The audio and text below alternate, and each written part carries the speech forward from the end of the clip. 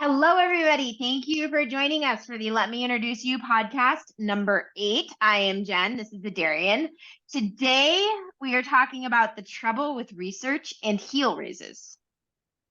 We're talking about heel raises? We're talking about heel raises. Okay. And this is number 8?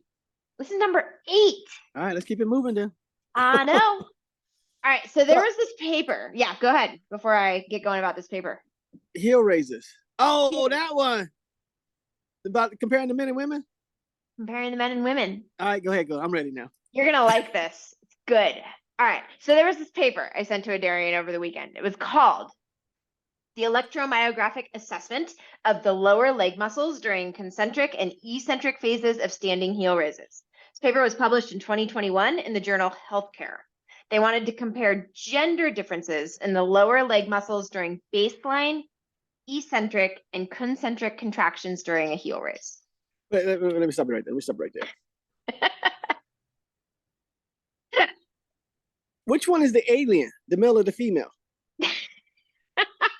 Why would it be a difference?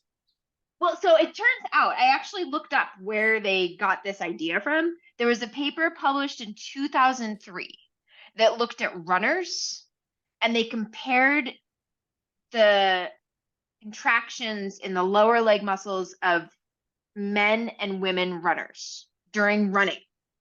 And what did they find out? They found out that there was a difference between the two. One weighs more. I know.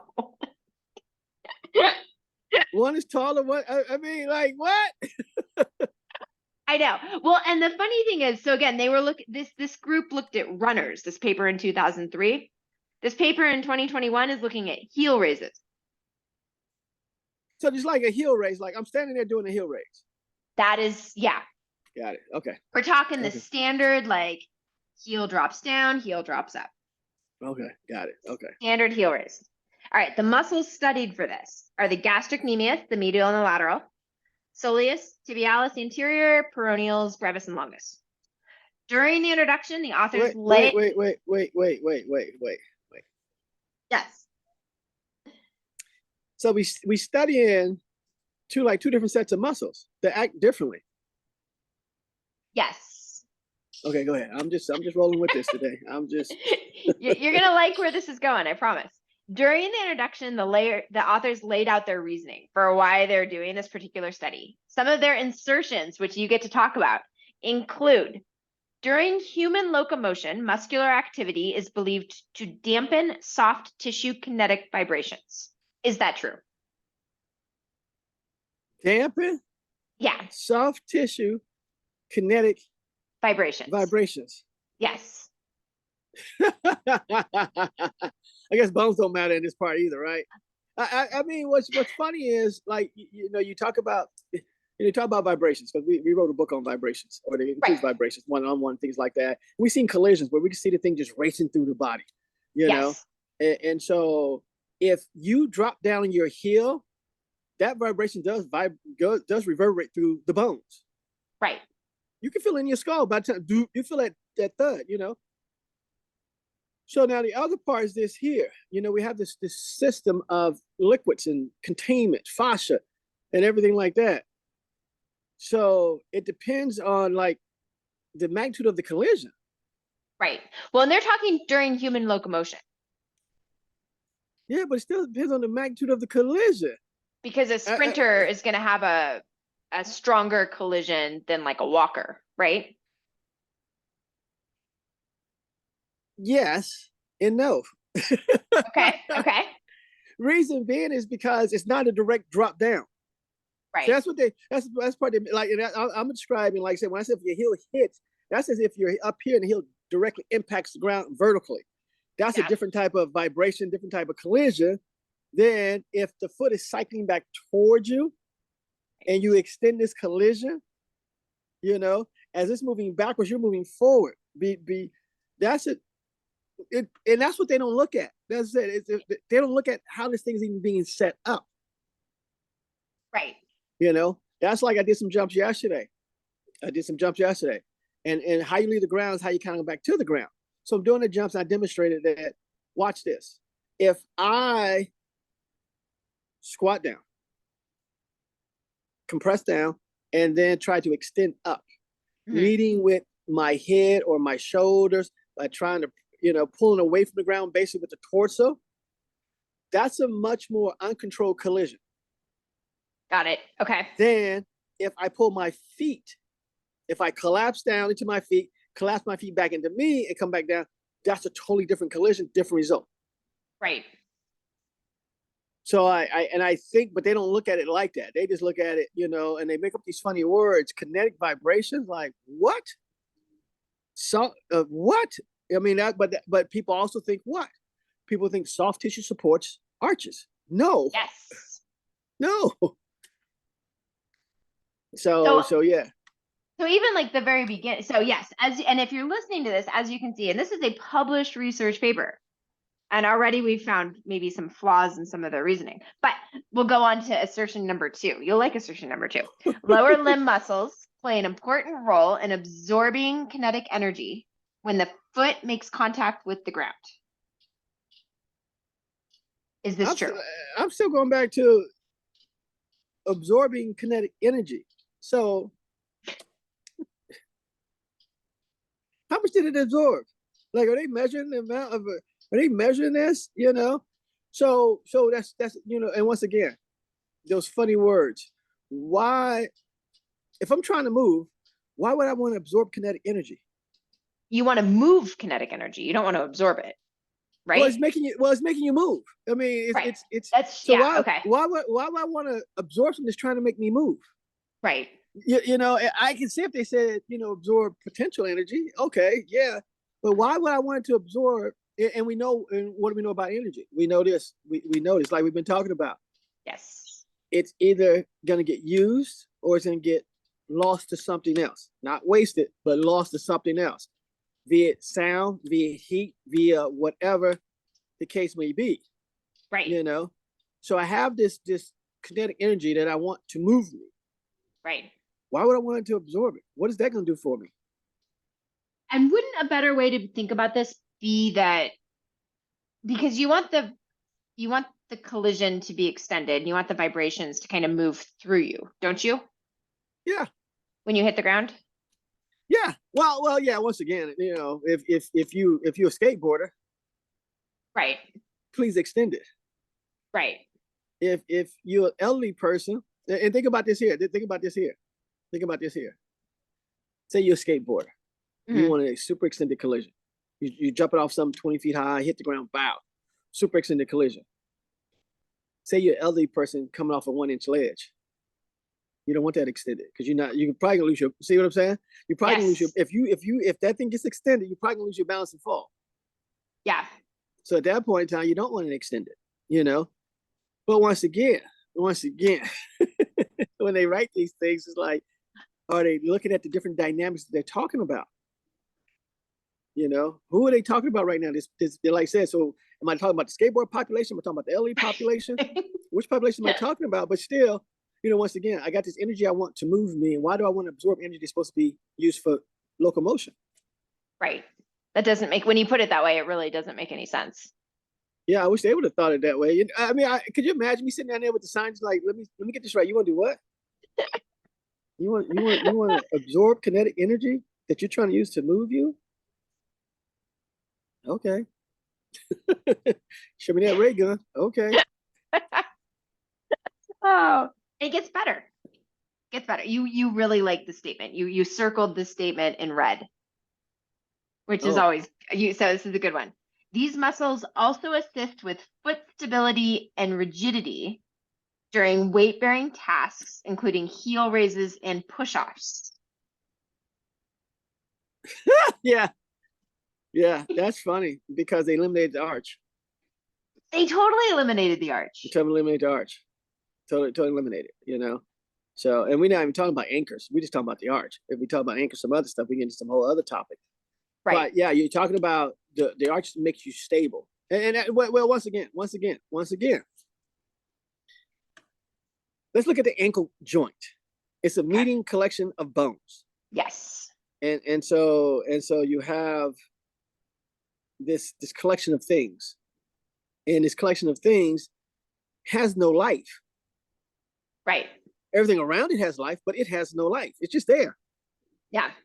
So it can't, the foot, I mean, because you look at the calcaneus, how it interacts with this thing. So if the foot moves and the calcaneus moves, if the foot moves, calcaneus moves. The ankle doesn't move. It's moving at the ankle joint, but the ankle's not moving. The foot and the calcaneus is moving. If the tibia moves, it's moving. It's moving at the ankle joint, but the ankle joint is not moving. So I get this movement of the foot and I get this movement of the tibia. Where's the rigidity coming in there? Well, I mean, because the only way to roll your ankle is what? The foot has to move. The calcaneus has to move. right. The tibia, if you do the tibia, you can sway your tibia any way you want. It's hard to sprain an ankle with a tibia movement. Mm-hmm. But you can sprain it with what? Foot movement. Yes. So yeah, and that's what's funny. And a lot of foot movement is caused by what? The ground, how to interact with the ground. And because we talked about that, you know, if I'm running on the hill, it's the ground that makes the foot flex sideways. But what's the tibia still trying to do? The tibia doesn't lean at it wants to keep going in the direction, and that's what it does. It allows these two things. We said that in the book. Yes. Ankle joint allows the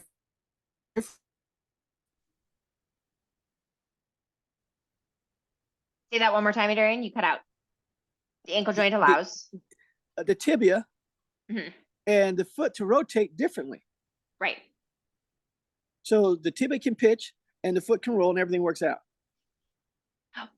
Well, and one of the things I found really interesting that I learned when I wrote the book was that what you're doing is navigating, you're creating space to move into with the ground. Like you're trying to like figure out a way. That's what the body's trying to do. Right. So yeah. So as you try to make these spaces, this ankle is assisting in that in a passive way, not in an active way, but in a very passive way. Right. You know. So once again, I'm trying, you know, and you look at the muscles involved. Let's look at these muscles involved real quick. They say gastroc, right? They say gastroc. It was gastrocnemius, medial head, gastrocnemius lateral, soleus. In the gastroc and soleus. Got dogs. Squirrel. Squirrels. So if you look at where they run, just from an attachment standpoint, they run to the Achilles. The Achilles runs behind. It runs to the calcaneus. Right. Yeah. So how does that help stabilize anything? Because you got all this extra movement that could happen, you know, and then you go, okay, let's look at these other things. Let's look at tibialis. Where does it run? They run kind of underneath. And you look at the brevis peroneus, where they kind of run on this side underneath. Right. And they even got straps to lock them in. Yeah. So they don't flex away and stuff like that. So these are not support stabilizing things. Right. They're designed for movement. They're designed for movement. They're not designed to stabilize anything. Right. So that's a weird thing. But yeah, if you look at how they would move the foot and things like that, you go, these things not here. But reason they're not designed for stable because there's nothing to stabilize. Well, because the foot is inherently stable due to its bony structure. Well, the bony structure, how they locked in, and there's all these ligaments. All these ligaments that tie this bone. I mean, could you imagine? I mean, think about your finger. Let's just take our fingers, for instance. And let's take a rubber band and wrap a rubber band around the first and second finger. Let's take another rubber band and wrap it around the second and third finger. Let's take another rubber band and wrap it around the third and fourth finger. And then you try to move those things apart. Oh, That's the foot. It's just reinforced. Is there a little wiggle room in there? Sure. But it's just reinforced. Right. You know? And that allows these because you got to remember, these things are being pulled on. The first metatarsal is being pulled on by tibialis. Yes. The fifth metatarsal is being pulled on by peroneus. These things are being, and so there's these, and that's when people miss that word anchor. In order for leverage to work, especially the way the body's designed with windlass mechanisms. Right. You know, this has to be attached to something, loop around something, and go up here. If this thing is able to move itself, the lever would be sloppy. Yeah. So you're right. The stabilization of the foot, the rigidity of the foot comes in the fact that you have this arch, these bones that are set, and then you have all these ligaments that are tied and overlap and things like that. I mean, when you look at the structure of the foot and everything, and you see so many ligaments, I mean, it's crazy the amount of ligaments that's running down to attach to something else. Right. You know? And so then you got these tendons, and tendons are in a sheet, you know, and like I said, you look at the structure, you got these tendons running on top of, and then on top of the tendon is a sheet that help them guide them and track them so they don't do what? Pop over here and pop over there as you're trying to, and then you have these reticular ligaments that hold them in place. This system is designed to move things. It's not designed to stabilize an ankle that's passively doing its job. Right. You know, so yeah, it's weird. Well, and this gets even weird. So this is where research can be a little bit interesting if you don't read where the ideas come from. They go on to say the gastrocnemius medial head and the gastrocnemius lateral head and soleus have been observed to be the primary muscles to initiate the heel raise from the ground. This assertion is based on research performed in 1991. So these authors wrote this paper in 2021. They had to go searching for research 30 years prior to prove their point. Yeah. And what's the thing about it, they cannot pull the heel off the ground. They can only pull off the heel off the ground if the tibia is moving. Right. So yeah, if and that's the whole thing through the Achilles. If the tibia rotates forward, pitches forward, you know, it gets to a certain point where slack is taken up. Right. So as it moves, it will pull the heel with it. That's all it does. That's all that's happening. But if you're talking about from a stand-up position, nah, the gastroc soleus can't do it. The attachments don't work. The attachments, I mean, there's no fulcrum point. Right. Where's the soleus is on the same. You go, no. Well, and if you look at the structure of the gastroc, like specifically the gastroc, like you're saying, because it inserts, you know, behind the knee. Yeah. Right. So what's it going to do? It's going to flex the knee, right? Yeah, great knee flexor. Yeah. Yeah. So it's a great knee flexor, and then it asserts, like you said, behind the heel, behind the calcaneus, which is going to cause the heel to come up when the knee is. Yeah. It just. Yeah. As you move forward. Yeah. So that's what's funny about people when they squat down, they want to keep their heels down.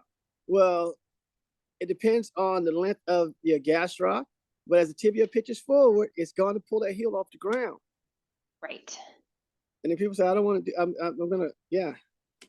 So now, and think about this here. You did the test, right? You did the raise the heel test about shifting your weight? I don't think so. Oh, you never done that test? I don't think so. Ooh, this can be fun. Oh, and people, this will be fun. You got to stand up to do it though. Okay. And people, if you get a chance to watch this, you got to watch this. All right. So I'm standing up. I'm adjusting my screen so y'all can see my feet. Okay. So back a little bit more because we're gonna need to see your whole body. Okay. Right there. Turn sideways. Okay. Now, shift your weight back over your heels. So your weight's not right there. Woo! So I'm shifting my weight back. The balls of my feet are lifting off the ground.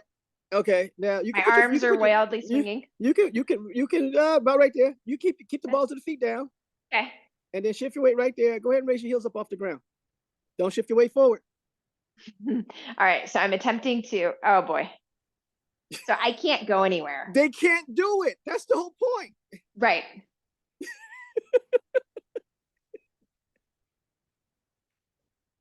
Which so two questions with this. The gastroc is often. No, I don't mean to laugh, but it's like people. It can't do it. So why is everyone trying to stretch their gastroc before they run? Because people think more range gives you more everything, you know. But that's not how it works when you look at again. That's not how it even works. Yeah, it doesn't even work that way. So yeah, as you notice, because what's the first people don't understand, you're already in a forward shifted position. Right. So it's the weight shift because what we say is the weight shift. So as you weight shift forward, it will pull the heels off the ground. but the gastroc itself cannot do it. Now, if your weight sitting over there, they're not in a position to do it. Right. And then the peroneus and tibialis are not weak enough, or they're not strong enough to do it. That's why you got to shift a little bit more before they can actually even do anything, or bend your knees. And it's funny because that was their next assertion. Peroneus longus and peroneus brevis can provide gait stabilization functions by limiting inversion and controlling eversion when body mass is over the foot. Yeah, but the foot can't invert and evert when body. It can't do. If it's in contact with the ground, the foot can't do those things. Well, and aren't the peroneals really involved in the stretch shortening cycle of? Yeah, they're involved in, and that's why, you have to stretch those muscles just to use them. Right. On both sides, you have to stretch them, and if you stretch them from both ends, and stretch from both ends means that tibia movement, foot movement. Now I'm getting stretched from both ends, different ball game again. I'm getting this magnitude of a stretch now, but once again, you go back to it and you go based on levers. They don't have the leverage to do it unless you squat down, bend your knees. But what do people want to do? They want to do what they're out to subscribing heel raises. Well, I shouldn't be doing heel raises in the first place. Right. And the heel raises don't resemble running in any way, shape, or form. Anyway. So, but that, and I think that if we did the same thing with a man or male, you can get the same results. The heels won't come off the ground. The heels right. Yeah. The study was very funny. This is just to point out that you can find research that'll prove any point. But any point, yeah. And unsurprisingly, the conclusion of this paper was that there was no discernible difference between males and females. And unless one's an alien. And the gastrocnemius and the soleus weren't involved at all, or they were involved very little, I should say, in the act of lifting up the heel. It was tibialis and peroneals that were doing all the work to do that. They could have called me, and the tibialis and peroneus can't do it either unless your weight shifts. You got to shift the weight to get them an advantage. Other than that, they can't do it either. Right. So, yeah. So heel raises. So let's go back to this heel raise idea, because heel raises are and it's kinetic energy and it's kinetic energy absorption, vibrations. Yeah. Solid paper here. So runners are often given heel raises to do. Yeah. Why? Well, because that's how people think that's how you do it. I mean, think about rehab. You sprain your ankle, what do they give you heel raises to do? Right. And what's really sore? Well, you think about it, what's sore? Tendons and ligaments are sore. Right. And the ligaments, they have nothing to do but try to just hang out and get healed again. The ligaments, they don't want to do much because it's like, no, because we got to, So, when people first learn to walk again, what they successful to? The ankle just boop. But why? Because the body's protecting it again. I forgot what it's called, but I think they put the body puts extra something into the system to make that really deform easier. They reduce the rigidity of the ligaments to protect it until it's fully healed, because they don't want to get caught off guard. So the body itself will reduce, and that's that word, being rigid. The foot is rigid because of the ligaments. They don't want to stretch. So people that word rigid, the foot is rigid because of these ligaments keeping it tight. Just like we said with the rubber bands. If we take the rubber band, that makes the hand rigid. So heel raises aren't going to benefit like preventative stuff at all. And then the other reason I've seen heel raises given is because it helps you push off the ground more. Yeah, but you can't push off the ground. You're rolling away from it. It's hard to push off. It's hard to push off something you're rolling away from. Right, which I think people don't realize. And this goes back to what you were saying about how the way the gastric and the soleus works is the shin rotates forward, pitches forward.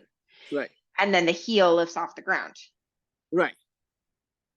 Right. And then you get peroneus and tibialis to help with that process. But your weight guys, if you really want to run fast, put your weight, what we call project your weight 2 feet in front of your body and watch how fast you can run. Most people can't project their weight that far in front of their body. Most people the weight's too close to the fulcrum point, and that becomes the issue. Oh, so people need to lean forward more if they want to go faster. It's not lean forward more. You have to offset. You have to rotate forward more. And so that's why you need that. You don't want to be straight. Like, so you don't want to be straight up and down. You want to have bend at the knee and bend at the hips and the torso. Mm-hmm. And that allow you to rotate further in front because of how the weight's been. Like, see, it's amazing how once you're crooked, how the weight is offset now. Got it. You know, that's like when you first, you know, like I said, when you first lean back, all you do was bend your knees, and everything changes. Yeah. Everything just bend your knee because all of a sudden the weight is handled differently. You know, but I think part of that too is these words they use, inverse and everse, things like that. Right. If the foot's on the ground, can't invert or evert. Right. Because the pressure upon it. In the air, you can do a lot of things with the foot. But once it's on the ground, you have limited capabilities with it. Which again, and again, it's because there's no space for the foot to move into. There's no space to move into. When it's on the ground. It's got the ground there. So I think that's a lot of it too, is just understanding, you know, like I said, the whole thing is kinetic vibration, absorbing, you know, and everything. You go, but why would I want this to absorb kinetic energy that I'm trying to use to help move me? Right. You know, and you know, bones are much better at what? Handling vibrations than, you know, let the bones handle the vibrations. You know, or let both, you know, because then let the bones handle it. And I actually, a long time ago, before I met you, believe it or not, I learned about this, that was one of the things the bones are really good at. Yeah. Is transferring the vibrations up, and then that's what's happening across joints. And a lot of times it's still, if we don't have that sense anymore, but to feel things, you know, if we had to go way back, one of the senses that we had was feel things. It was coming because the ground was shaking. It was coming back through the bones. Mm. But we don't have that anymore because we're so far removed from that. You know, but way back in the day, you know, how would you tell a big herd is moving? Because you felt the herd move based on the vibrations coming back through you. That makes sense.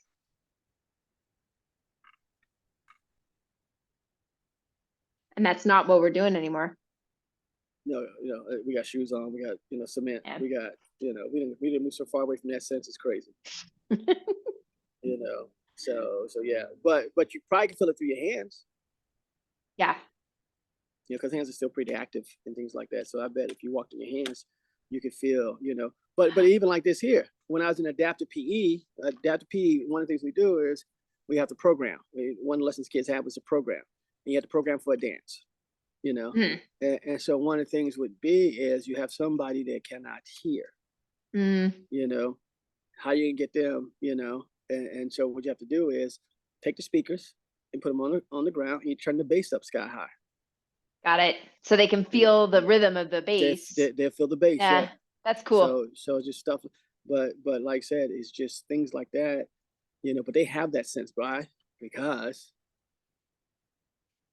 they can't hear. So they have a sense to feel, you know, but it's things like that we just don't do anymore. We don't understand. But that's one thing we can do is say, hey, you know, just put the speakers on the floor, crank up the bass. Everybody can have a good time. Yeah. You know, so, but once again, I think a lot of this is if the researchers, if they just said, wait a minute, let's look at this, you know, what about a research paper on, hey, does the gas truck really lift the heel off the ground? Right. I mean, again, they had to go searching for a paper from 1991, and people just parrot this information. They say, of course, this is going to strengthen your gastroc if you do heel raises, but and the leverage, you know, the thing, once again, if you want to strengthen your gastroc, you would have to now. The other thing is this here: if you want to strengthen your gastroc, you would have to do things like inverted leg presses. Mm-hmm. And then you just straighten out the knees. You work on straightening out the knees to, you know, that makes sense. That's the way to strengthen the gastroc versus doing a heel raise. Right. And that would go more with you trying to do vertical jumps or running or something like that. You know, it would go more with that than you know. So but it's like I said, the fact that, like I said, that they looked at something to compare male versus female. as if muscles operate differently, as if the body operates differently. Like, it's one of these aliens. If they're not alien, what's the point of this paper now? And then they came out, yeah, no difference, no duh. I know. And your dog is in agreement. It's like a bark on cue. Well, he's trying to actually jump the fence. He may get it one day. This dude don't play. So yeah, he may get it one day. He can jump. I can imagine. He can 6 foot fence. He almost got his back paws on top of it. She's learning how to catch the chain links. Yeah. So he's learning. Pop over. Yeah, he's learning. So I guess he'll get that squirrel one day. So yeah, but even talking about that, so here's an animal that does it differently. Yes. But I think that, like I said, a lot of it is why would you start out to let it's so many studies out there that are like this, that is flawed in the sense of, let's take 2 humans and see how they're different. Yes. They're not. I mean, why? That's like in my health class too. One of the things we talk about is, why do you think we all share 99.9% of the same DNA? Right. Because we have to reproduce. Mm-hmm. And DNA is instructions. Right. So if you were trying to reproduce, we have these and people forget about these things. We have these cells. They're like at a certain temperature, a certain pH. Yeah. That's what the instructions for. You need to keep your body at this temperature. You need to keep this pH. Everybody's gonna be happy. So just think about, if you try to reproduce with somebody that had different pH, it's not gonna work out well. Right. It's that simple. So once again, why would these 2 people be that 99.9, and you talking about, let's see how different they are? No, they're not. Crazy. All right. Well, thank you. That was fun. I knew it would be fun. That was fun. Yeah, it's fascinating. We have a couple of things coming up. So we have the book. Let me introduce you. We have a book club for the book coming up. Dates are coming up. Dates will be decided soon. And then we have Vegas. I can't mention Amsterdam anymore. You can mention Amsterdam. And then we have Amsterdam after Vegas, yes. So Vegas, January 12th and 13th in Las Vegas, Nevada, Mandalay Bay. That's right. It's going to be fun. It's going to be very educational and immersive. Health, fitness, performance, experience. All the things. And until then, we will catch you next time for podcast 9. Peace.